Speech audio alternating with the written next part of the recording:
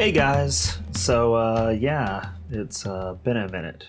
There's many reasons for that, but the main one is that I haven't sat down and worked on any projects. So to get back into the swing of things, I'm releasing my movie list from 2017 as originally scripted. No changes, no modifications. Exactly what I would have said right as 2018 was rolling around. So be sure to look out for my 2018 list as well pretty soon. Enjoy my fire starters. Here's to a productive 2019. Let's do this thing.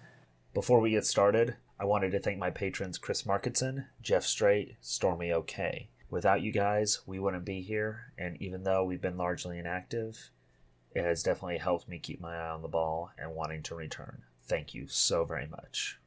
If you want to support us, make sure you check out our Patreon at patreon.com/JustinDHeard. Even $1 per video would drastically improve both our lives and the quality of the show. So thank you so much. I wanted to share my favorite films that I've seen over the past year, whether or not it falls into the dumpster fire that is the year of our Lord 2017. This list is a retrospective of the past year, rather than a list of, hey, here's the best movies that came out in 2017. So instead of the usual favorite films of 2017, I'm going to expand my focus to movies that I actually watched.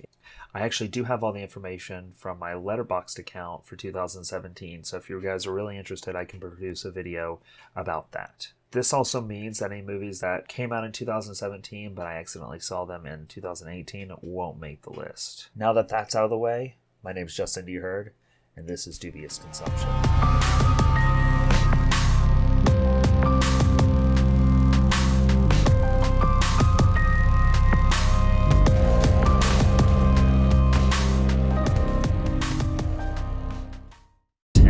McGee's The Babysitter, 2017. All right, tomorrow night, you, me, party. This was surprising. I'm a huge fan of weird movies that are energetic and mess with your expectations. To be completely honest, this reminds me a lot of Joseph Kahn's Detention from 2011, which if you haven't seen it, go grab it. Anyway, The Babysitter is about a preteen boy and his badass babysitter, played by one of my favorite new actresses, Samara Weaving. It's a deceptive film that one moment goes from boyhood obsession, awkward teen comedy to straight up horror film with over-the-top villains that surprisingly have a little bit of humanity to them. For example, there's this great section where the big jock is just toying with this kid, very similar to Rutger Hauer in Blade Runner. And at one point, the main character finds his normal bully and goes to ask for help, and the bully just dunks on him. When he goes back, the bad guy wants hit just, hey, do you want me to kill him? No, of course not. In the aftermath, the villain, this guy who's been chasing him, opts instead to help our hero get one over on the bully before they resume the chase. It's definitely different and self-aware, but if you know me, that's all the things I love. Also, keep an eye out for Samara Weaving in 3 Billboards Outside of Ebbing, Missouri. It did not make the list this year, only because I saw it like January 3rd. She had to be my favorite character in the film. She was just so naive but sincere in the midst of all of this chaos and this just biting drama. So definitely check her out. She had a hell of a year. Why is he shirtless? That's your first question?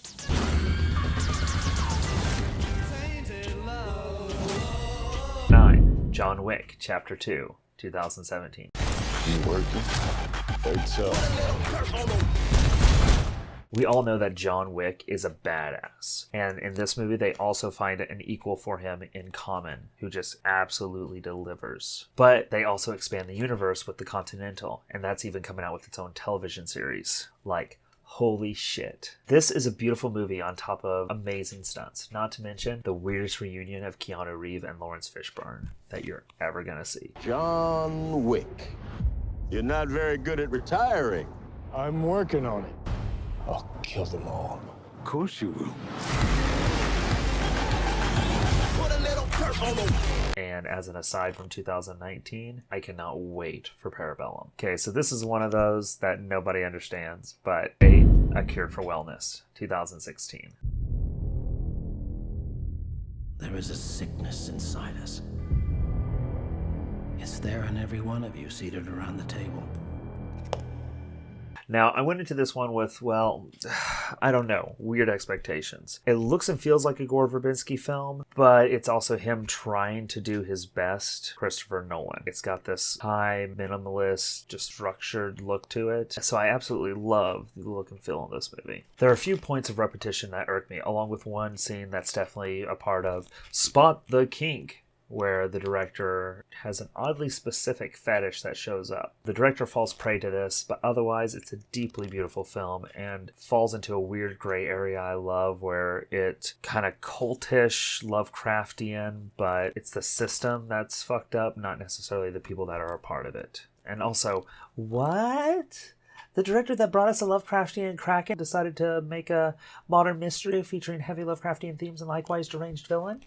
Shocking, I say. Shocking.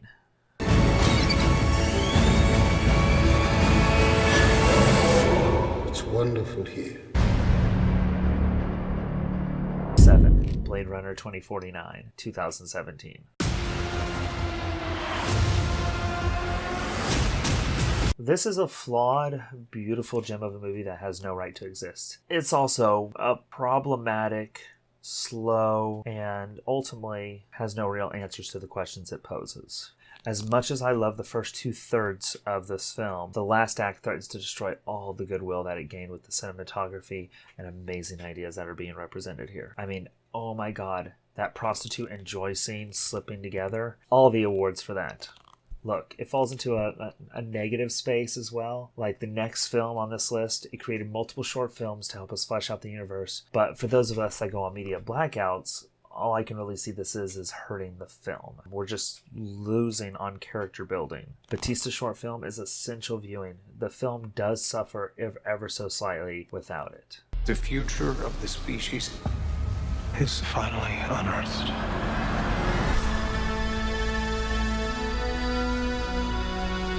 You know, one more thing before I go on. I would have liked this so much better if Ryan Gosling's character could have just walked like a normal person. Number 6, Alien Covenant, 2017.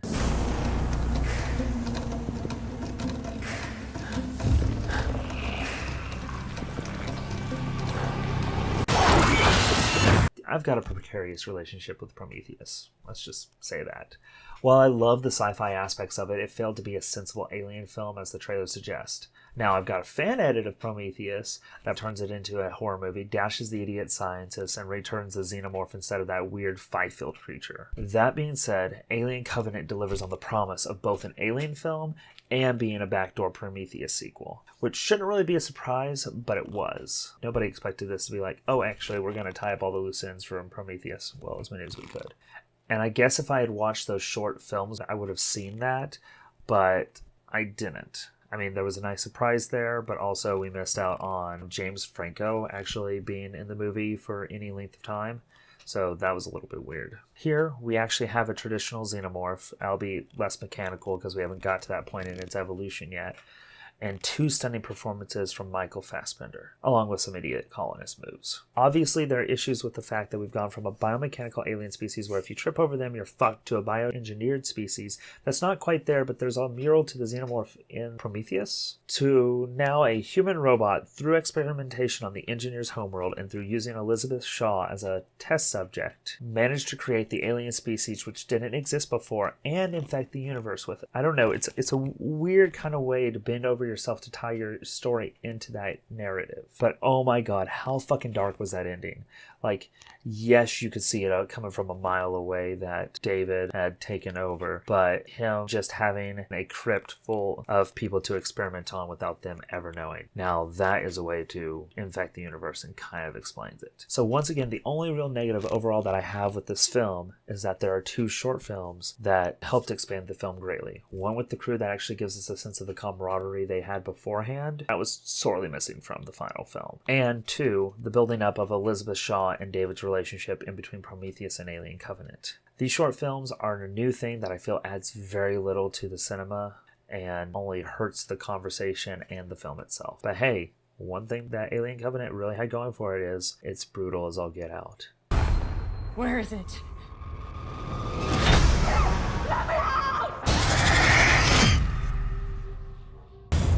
Holy! Mother, 2017.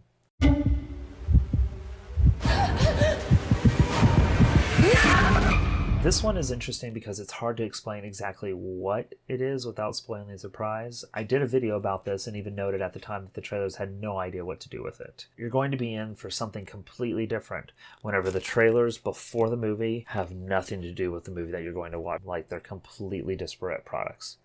I think I saw a horror, a romance, and a comedy right in front of this movie, and I was like, oh, cool, so they have no idea how to fucking market this thing. So as I mentioned, I do have a video on this, just a quick review, so if you want spoilers about what the actual movie is, there you go. Link's going to be in the upper left-hand corner. So however, with that, I'll say the late reveal helped me completely recontextualize the film. It's the second movie this year that did that for me. It's quite fun watching people stumble through this film, trying to find reasons throughout only to slot the pieces into place for them and watch it all come through at the end. To be completely honest, Nathan did that to me with one of the early scenes, and I went, oh yeah, totally, yeah, I saw that. And I had no idea what he was talking about, but the moment he said it, it went, everything snapped into place, and I understood. So once you do learn what it's about, the whole thing doesn't necessarily match up and fit nice and neat into that puzzle box you're trying to put it into, but also, it's very in your face and can come off quite preachy. You give and you give and you give. It's just never enough. No!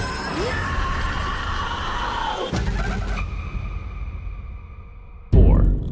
Jack and the Cuckoo Clock Heart, 2013.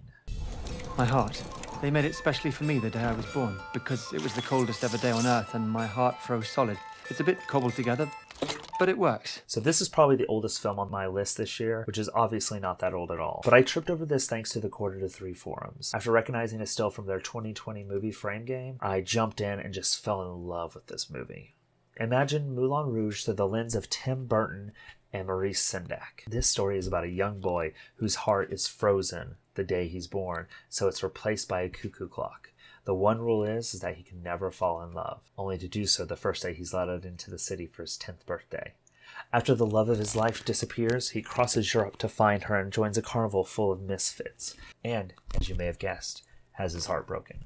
While some of the plot points are contrived, there is an undeniable charm to the art style, the weird music, and the cadence of the English cast. Words are rattled off faster than it seems possible, pushing the plot forward at a breakneck pace in between songs.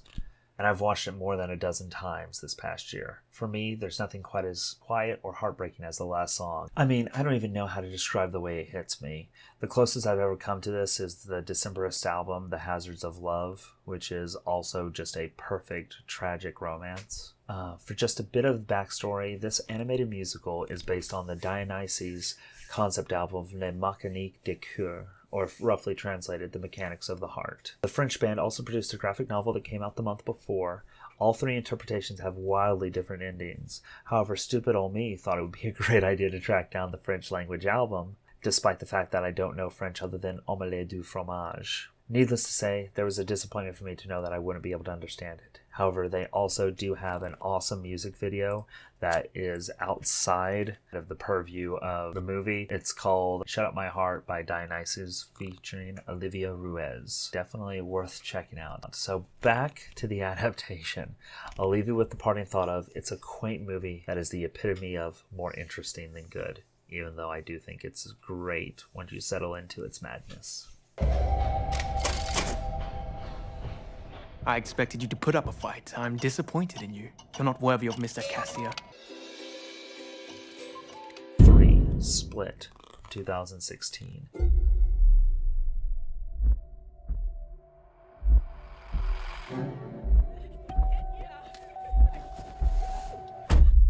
Hey, pardon me, sir. I think you have the wrong car. This is another interesting example of watching a film and in the final moments recontextualizing everything you've seen. Admittedly, Shyamalan has been known for this as both a master and as a complete hack, depending on your viewpoint. But let me say this, there was no other film that had me so energized that I ran up 4 flights of stairs while explaining how amazing the performance of James McAvoy was to a friend on the phone. I think the highlight is the ultimate reveal of Dennis, where McAvoy shifts from Dennis pretending to be Barry to being himself, and the body language, facial tics, and voice all change so subtly but concretely that you can tell it's an entirely different person. Along with the well-known spoiler that this is a backdoor sequel to the criminally underrated Unbreakable, the film itself is solid, playing on the idea of multiple personalities being able to manifest physical changes in a host's body. It's a low-budget horror that pulls off all these dark, supernatural abilities through camera tricks and an awe-inspiring set of acting chops. The beast is real.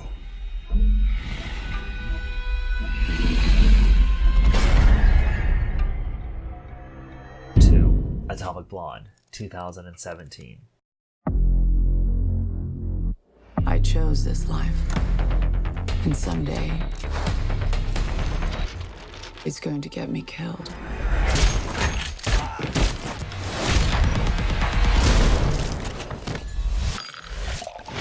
But not today. Everything about this film screams a quick ripoff of John Wick, only this time with a badass female in the lead. Add to that, it's being directed by David Leitch, producer and uncredited director of John Wick. I mean, that's gotta be it, right? Well, the way I pitched this movie to the uninitiated is that it's a crossover of 2013's Filth and 2011's Tinker Tailor Soldier Spy, with a dash of John Wick's unflinching action sequences. Admittedly, that's a very specific reference I didn't pitch, but it just perfectly encapsulates it. Funny thing is, both James McAvoy and Eddie Marsan starred in Filth together. And I have to say this because I've been seeing Eddie Marsan pop up in everything from Jonathan Strange and Mr. Norrell to River as Thomas Cream. I mean, for as unassuming as he is, he's quickly becoming one of my favorite character actors. I mean, I just light up when I see him in a film, and it was great to see him in this one, once again playing against James McAvoy. To put it more broadly, it's a Cold War-era spy thriller with quadruple crosses, interlaced with quirky but memorable characters, all with the Atomic Blonde at its center. Seriously, check this out. It's the opposite of a mindless action fest. While the fights can definitely be the highlight, there's so many interweaving plot threads that I was floored the first time I saw it. Also, it has Bill Skarsgård in it, otherwise known as Pennywise the Dancing Clown. I think I fucking love you. That's too bad. She's a killer queen. Before I dive into my number one, I wanted to share with you my most surprising piece of media that caught my attention, and against all odds, it was a Discovery Channel miniseries, Manhunt Unabomber. I want you to think about the mail for a minute. A piece of paper can cross a continent like we're passing notes in class. If a box comes with your name on it, you can't even imagine doing anything other than obey.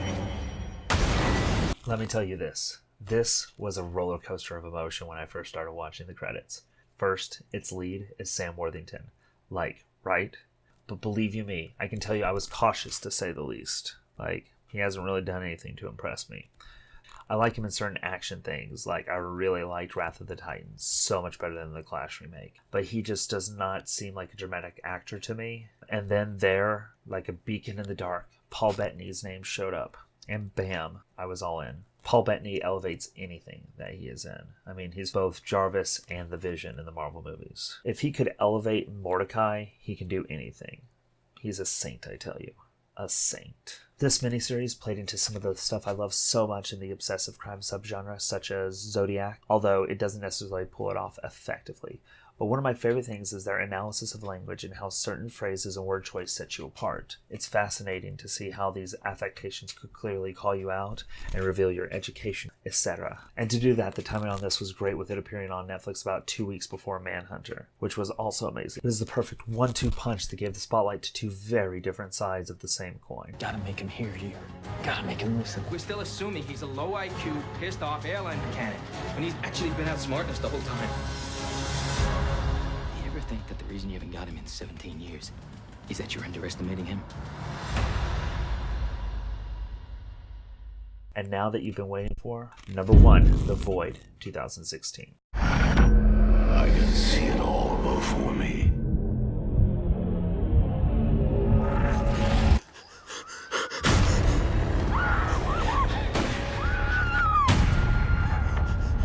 You won't get far. So for those that know me, there could be no other film. This is one of the many films that made me think to make this list in the first place. The Void originally premiered at the 2016 Fantastic Fest, only getting an actual theatrical release in April 2017.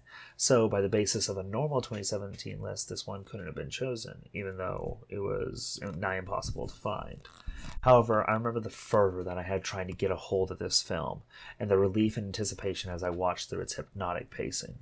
This film is about a group of people at a partially abandoned hospital after a fire destroyed one of its wings.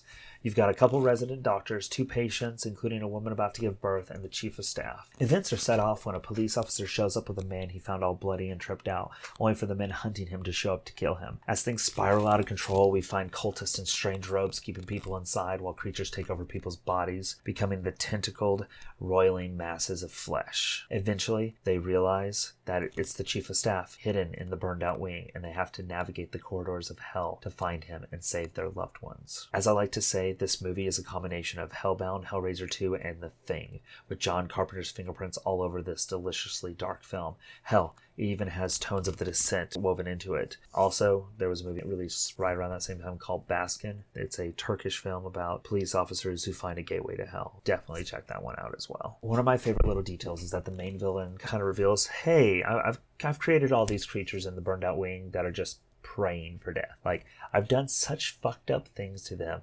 that they can't die, and all they're trying to do is kill themselves. So while they're down there, one of my favorite images is they go into this room. It's all lit by red light. It might even be their flare, but this creature is just slamming its head against a jagged pole that's sticking out of the wall, only for you to see that it's completely bored through its skull, and all that's left is a hole and the blood and sinew coming off of it as it's trying to carve out its skull, and it just turns and attacks them. Like, damn. Do you know where you go when you die? I do.